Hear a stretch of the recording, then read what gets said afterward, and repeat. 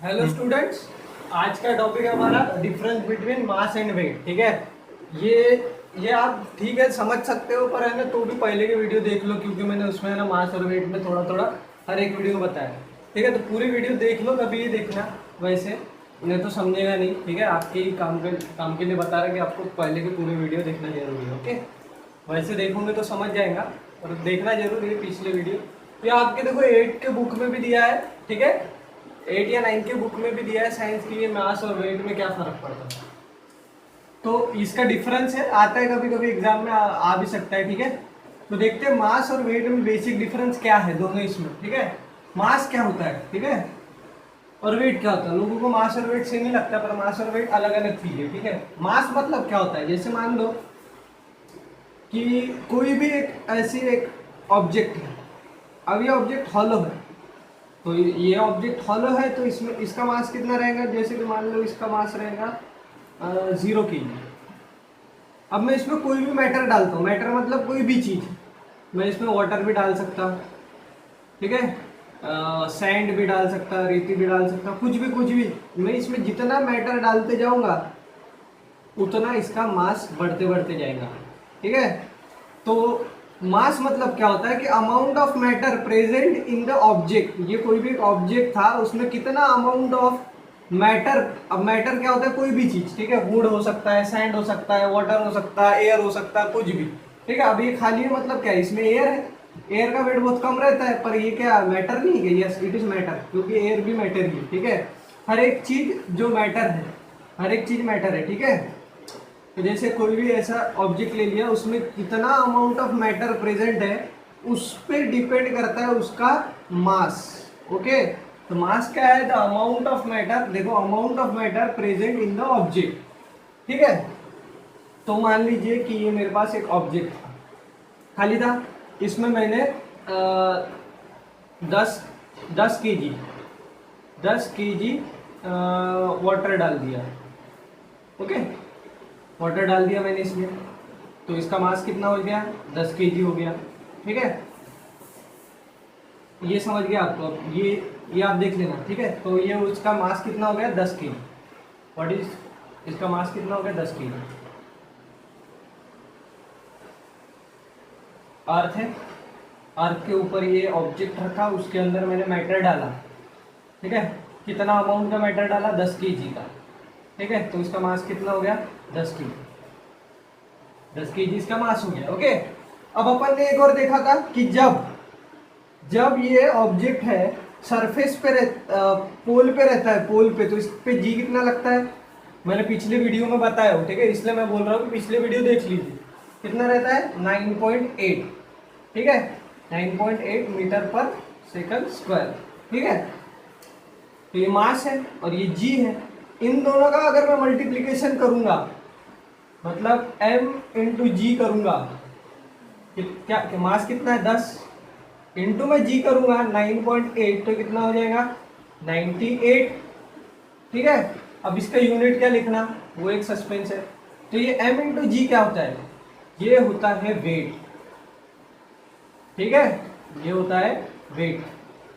Wait, और ये wait, wait का कितना रहेगा इसमें, जितना ये जी अप्लाई होगा इस पे, तो मतलब ये जी कितना अप्लाई होगा, जितना अर्थ इसको फोर्सफुली खींचेंगी। तो वेट मतलब ही होता है फोर्स। ठीक है, तो फोर्स का यूनिट क्या रहता है, न्यूटन। तो पता चल गया इसका यूनिट क्या रहेगा, न्यूटन। वेट मतलब क्या होता है कि अर्थ इस पे कितना फोर्स लगा रही है, तो वेट मतलब ये फोर्स होता है, तो फोर्स का यूनिट न्यूटन रहता है। ठीक है, तो ये वेट हो गया। वेट मतलब क्या होता है कि ये अर्थ इस पे कितना फोर्स लगा रही है, फोर्स मतलब ही वेट होता है कि अर्थ वो ऑब्जेक्ट पे कितना फोर्स लगा रही है। ठीक है, तो वही the force with which earth attract the object.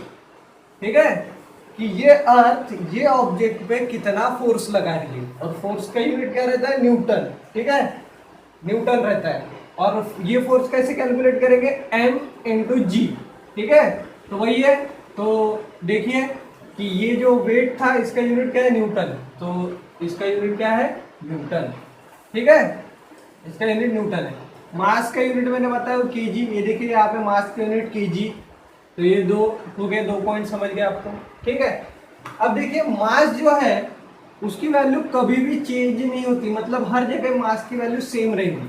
Meaning कि जैसे अब देखिए ये ऑब्जेक्ट यहाँ पे था, अब मैं क्या करता हूँ, ये लेता हूँ, अब ये ऑब्जेक्ट मैंने यहाँ पे रख दिया, ठीक है, तो इसका मास 10 केजी था, वही ऑब्जेक्ट मैंने क्या किया, थोड़ा हाइट पे ले लिया, तो इसका मास कितना रहेगा, 10 केजी रहेगा। इसका मास कभी कभी याद रखना मास चेंज नहीं होता, मास चेंज नहीं होता, तो वेट देखेंगे चेंज होता है कि नहीं, तो ठीक है, वेट देखेंगे कि चेंज होता है कि नहीं। तो अब क्या मैंने आपको पिछले वीडियो में बताया हूँ कि जी की वैल्यू हाइट के साथ क्या होती है, कम होती है। अगर जी यहाँ पे अगर 9.8 है, हाइट बढ़ गई तो जी की वैल्यू मान लीजिए कम हो गई, कि जी की वैल्यू मान लीजिए 9.8 से 9 हो गई, ओके, 9.8 से 9 मीटर पर सेकंड स्क्वायर हो गई। ये यूनिट भी बताया था आपको पिछले वीडियो में। तो ये जी की वैल्यू क्या होगी, हाइट के साथ जी की वैल्यू क्या होती है, कम होती है, मास जितना का उतना रहता है। तो अब इस पे अर्थ फोर्स लगाएंगी, अर्थ फोर्स लगाएंगे मतलब क्या होगा, उसका वेट आएगा, और ये वेट मतलब फार्मूला बताया था मैंने, क्या बताया था, m इंटू जी, ठीक है। तो ये कितना हो जाएगा, m कितना इस यहाँ 10 इंटू जी कितना इस पे 9, और इन दोनों की मल्टीप्लीकेशन 90, और यूनिट क्या बताया था, न्यूटन। तो देखिए हाइट अगर चेंज हो रही तो उसका वेट भी देखिए चेंज हो रहा है, पहले कितना आ रहा था 98। तो मतलब क्या है कि मास सेम रहता है, मास सेम रहता है, बट वेट देखिए वेट चेंज होता है, तो इसलिए इट्स वैल्यू चेंजेस, किसकी, वेट की वैल्यू चेंज होती है, मास की वैल्यू सेम रहती है, ठीक है। मास की वैल्यू हर एक प्लेनेट पे उतनी की उतनी ही रहेंगी, ठीक है। मास की वैल्यू अर्थ पे अगर मान लीजिए किसी चीज का मास है 10 केजी, तो उतना ही मास जुपिटर पे भी रहेगा, हर एक इसमें, पर वहां पे उसका वेट अलग रहेगा, ठीक है, समझ गए। फॉर एग्जाम्पल कि मैंने क्या कर दिया अभी, हाँ, तो आपको इतना समझ, अब मैंने क्या कर दिया इसको, कि इसको है ना स्पेस में, यही ऑब्जेक्ट है, सेम ऑब्जेक्ट है, इसको क्या कर दिया, स्पेस में डाल दिया, ठीक है, मतलब ग्रेविटेशनल फील्ड के बाहर लेके गया। स्पेस में जी की वैल्यू कितनी रहती है, 0 रहती है। वही ऑब्जेक्ट है, 10 केजी का ऑब्जेक्ट है जो कि स्पेस में गया। मास मैंने बताया हर जगह सेम रहता है, पर स्पेस में जी नहीं रहता है, वो तो अर्थ पे रहता है ना, तो स्पेस में जी कितना रहेगा, 0 मीटर पर सेकंड स्क्वायर। तो उसका वेट कितना आएगा, वेट मतलब क्या होता है, m इंटू जी, m कितना है इसका 10, g कितना आएगा 0, तो उसका वेट कितना हो जाएगा 0। तो मतलब स्पेस में आपका वेट कितना रहता है 0, इसलिए आपको ऐसा कूड़े जैसा लगता है, ठीक है, उसको वेटलेसनेस कंडीशन बोलते हैं, ठीक है। तो समझ गए ये, तो ये था आपका ये, ठीक है, यहाँ तक के टॉपिक बता दिया मैंने, कि मतलब देखिए एक बार रिवाइज कर लेते हैं। मास क्या होता है कि कोई भी ऑब्जेक्ट के अंदर कितना अमाउंट ऑफ मैटर प्रेजेंट है उसको मास बोलते हैं। वेट मतलब क्या होता है कि जैसे अर्थ है, अर्थ पे कोई ऑब्जेक्ट है, वो ऑब्जेक्ट का मास मान लीजिए कि 10 केजी है, ठीक है, 10 केजी है, और उसको अर्थ मान लीजिए 9.8 मीटर पर सेकंड स्क्वायर से खींच रही है, ठीक है। तो इन दोनों का मेरे को करना पड़ेगा मल्टीप्लीकेशन, और वो मिलेगा मुझे force is equal to weight is equal to 98 newton, ठीक है। तो कि अर्थ कितने फोर्स से उसको खींच रहे हैं उसको बोलते हैं वेट, ओके। उसका यूनिट बताया मैंने आपको, मास का यूनिट केजी रहता है और वेट का यूनिट न्यूटन रहता है। इसकी वैल्यू सेम रहती है, मतलब ये हाइट में भी गया तो मास उतना ही रहेगा, ठीक है, बट वेट अलग आएगा, मैंने आपको अभी बताया था, ठीक है। तो इतना हो गया है। अब देखिए कि मास जो है वो स्केलर क्वांटिटी है, ठीक है। स्केलर और वेक्टर क्या होता है, ठीक है, ये स्केलर मतलब होता है मैग्नीट्यूड, सिर्फ मैग्नीट्यूड मतलब वैल्यू, ठीक है।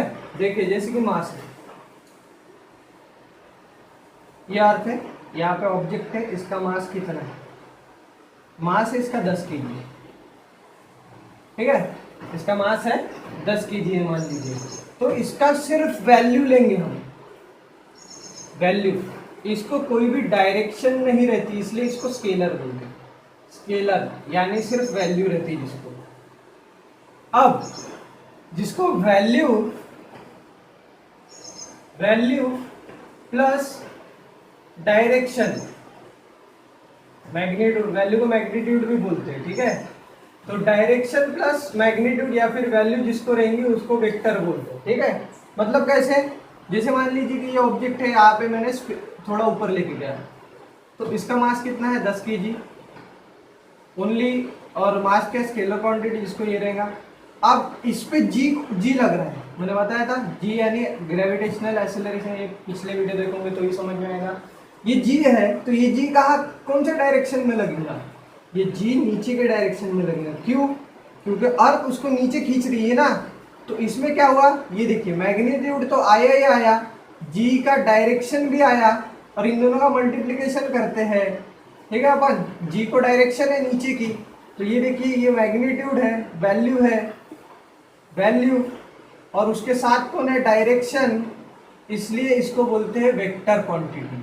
ओके, तो देखिए मास तो सिर्फ वैल्यू रहती है, यानी वो स्केलर क्वांटिटी है, बट जो भी ये है क्या बोलते हैं वेट, उसको वैल्यू मैग्नीट्यूड तो रहता ही रहता है, वैल्यू रहता ही रहता है, पर डायरेक्शन भी रहती है, उसको बोलते हैं वेक्टर क्वांटिटी। तो वेट है वेक्टर क्वांटिटी और मास है scalar quantity. Okay, hope so आपको ये डिफरेंस बिटवीन समझ में आया होगा।